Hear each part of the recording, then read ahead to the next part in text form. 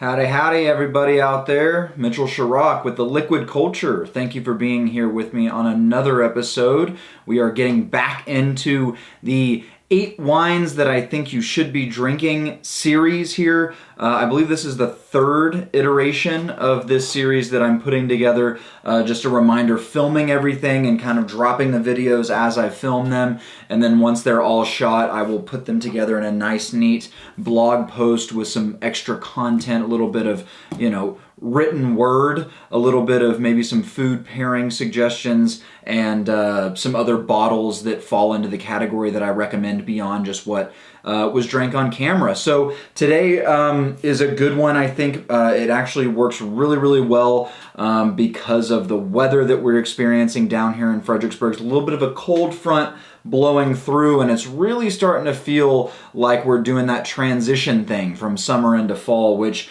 if you guys have been watching me for a while now, you know I'm a big seasons guy, big fan of pairing what I'm eating and drinking with the seasons, and I always get super jacked up about the fall. I would say that the fall is definitely my favorite time of year. You got a lot of stuff going on. Great time of year for sports, great time of year for eating, for drinking, for celebration, getting closer to the holiday season, which is always a favorite of everyone, or at least for most people. So today's wine is one that I think pairs perfectly with this time of year. Not only because here in Texas we've got some, some days and weeks that are going to still continue to feel like summer, and then we're going to have some days and weeks like today that really are starting to feel like fall. And I think that this wine will meet both of those kind of criteria. And what I'm talking about is Trousseau. You've heard me talk about Trousseau before if you've been following me. I've posted about Arnaud Roberts Trousseau. I've posted about, the Iroquois Trousseau, which I thought that I grabbed today. We'll get to that in a second. But I think that Trousseau is a very highly underknown and underrated, underappreciated red varietal, especially for those folks out there who enjoy lighter-bodied red wines, and especially for those of you who do the chillable, chuggable thing that we talk about. I know for a fact that some of you watching are into that kind of wine.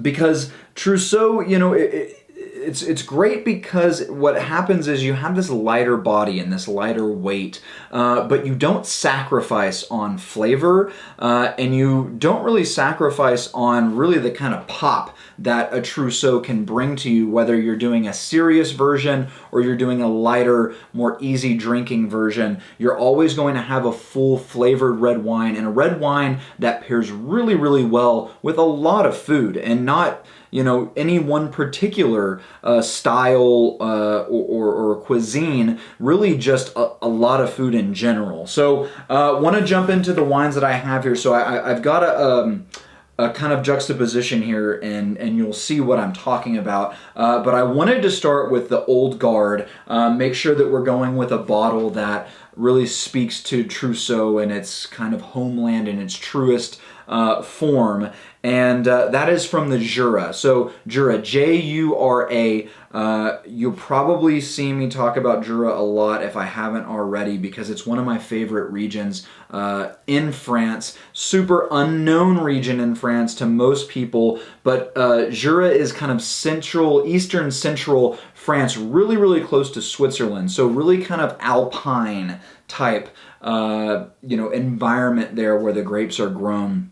Which lends itself to lighter styles of red grapes, and then things like Chardonnay and Sauvignon are the two predominant white grapes that are grown there. I think honestly probably the only white grapes that are grown there, but that's a conversation for another time. The red grape varietals that are grown there are predominantly going to be Trousseau and Pulsard. Those are the two. So what I have for us here today is an excellent producer out of Jura. I love Morel's wine. So we've got the Valentin Morel Côte de Jura 2018 Trousseau.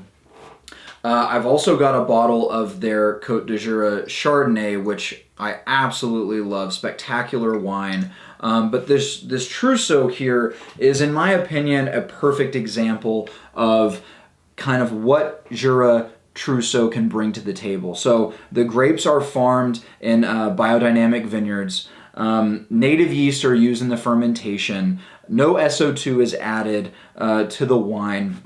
Really just pure, delicious juice grown in a kind of high altitude, cool climate region of France. 12.5% alcohol. This bottle is about $45, so you're definitely paying up to get kind of the the true expression of Trousseau and like what you would come to expect from old world Trousseau. So not the cheapest bottle of wine, especially for some of you out there. I know that it can be tricky, or it can be something a little bit like, I don't really want to spend $45 for something that's lighter bodied, lighter colored. Maybe equate that to not so serious, but I can assure you this is quite a serious wine. If you are into the funk, like me, if you're all about the funk, this is going to be a really good wine for you. I stick my nose down into this wine, and there's this it's funny that the producer's last name is Morel, because like morel mushrooms come out of the glass almost instantaneously, in addition to this kind of baked bread, like almost like a sourdough bread, kind of yeasty, funky character. And then there's all these like kind of fall berry kind of thing, like cranberry, cherry. It's really for whatever, I've got this like wet leaf thing going on. Like when I smell this wine, it takes me to Thanksgiving. Thanksgiving can be really variable here in Texas, but it takes me to one of those Thanksgivings from childhood where maybe it rained all morning and then cleared up. You had your Thanksgiving meal, you watched the Cowboy game, and then you went out in the backyard. Dad piles up all the leaves into a big, leaf pile for you. They're a little bit wet, but they've dried out some because the rain stopped. You jump into that pile of like crispy fall leaves, slightly wet, slightly funky kind of leaf character going on with this wine.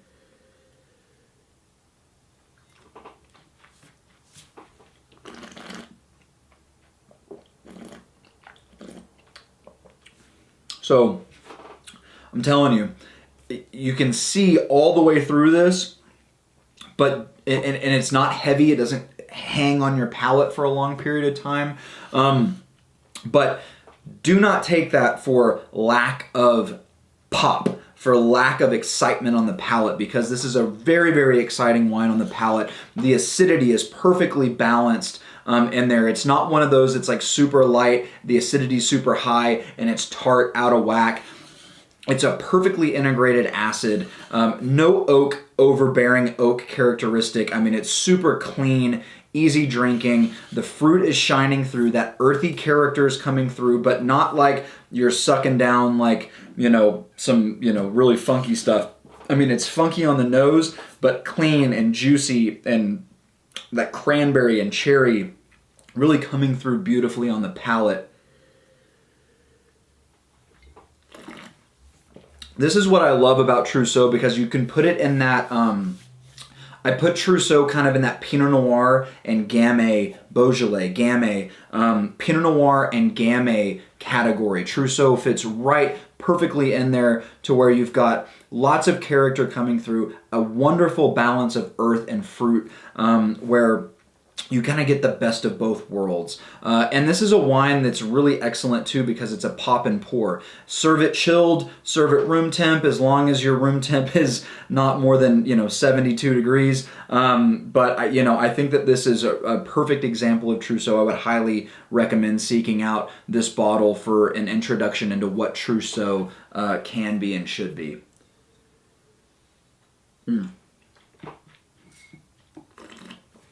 I've got a braise.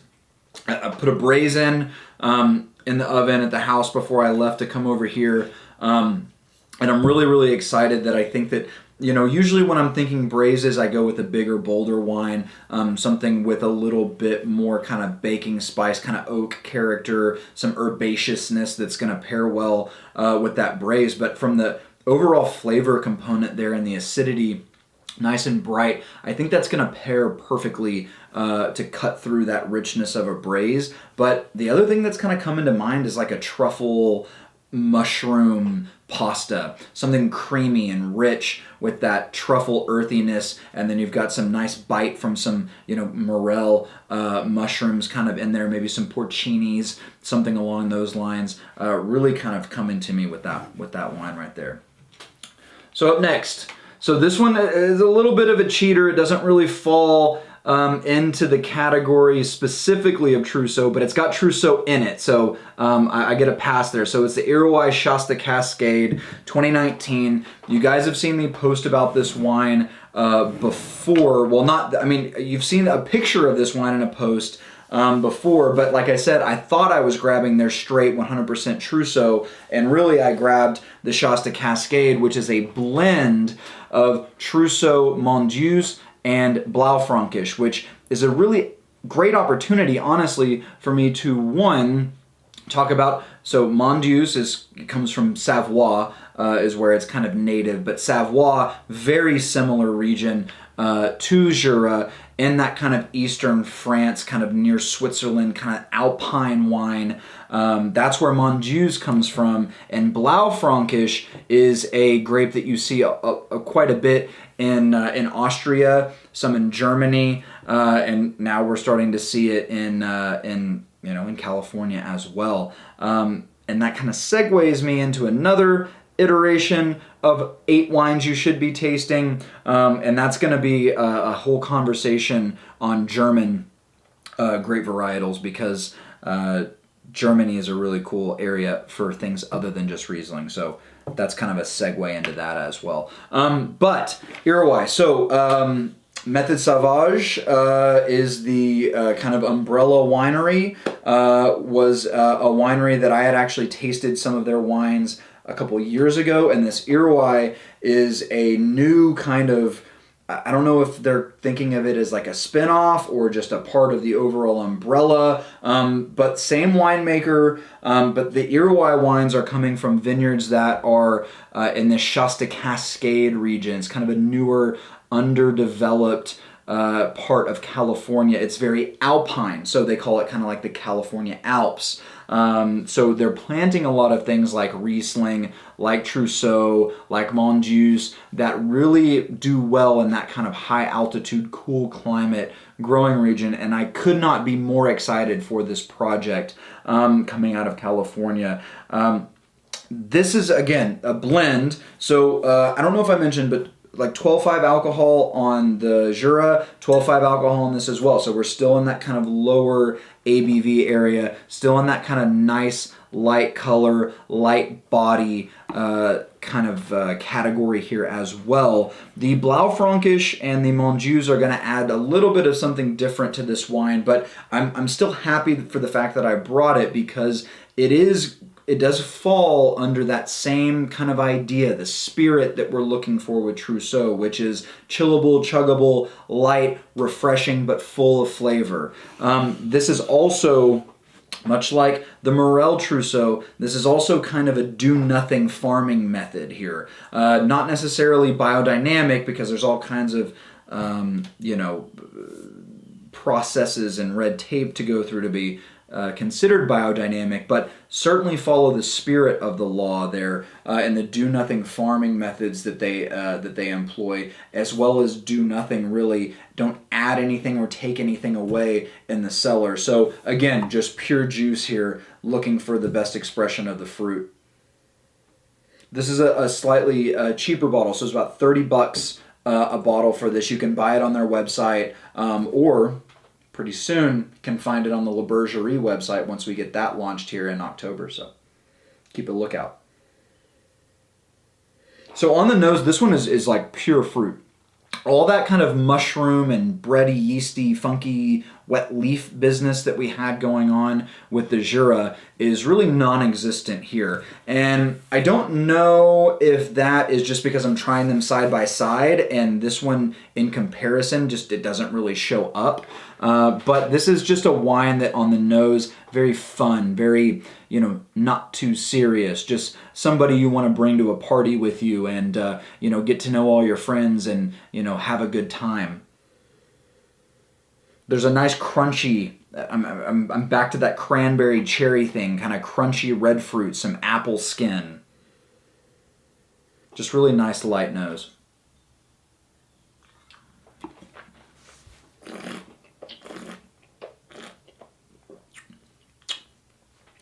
Again, chillable, chuggable, slight minty character to it. No oak character whatsoever. Really just this nice fresh fruit salad kind of thing with this wine. Definitely a chillable, chuggable. This is what's great about Trousseau, right? So this guy falls into its fall, cold fronts moving in. Winds are howling, you got leaves falling off the tree, colors are changing, you got a braise in the oven, you're baking a sourdough loaf, whatever you got going on for your fall stuff, that's the Jura. This guy right here is your, damn it, we got the head fake. We got more days of like 88 degrees coming ahead of us. Let's throw one of these in the fridge, cool it down, sit on the porch and drink this during the kind of those warmer days that we've got in our Texas fall. That's what this guy's got going on. If I were to pick a food pairing for this one, I would say this is your pizza guy. This is your Tuesday night pizza wine. This is your hot dogs and hamburgers. I know we just had Labor Day.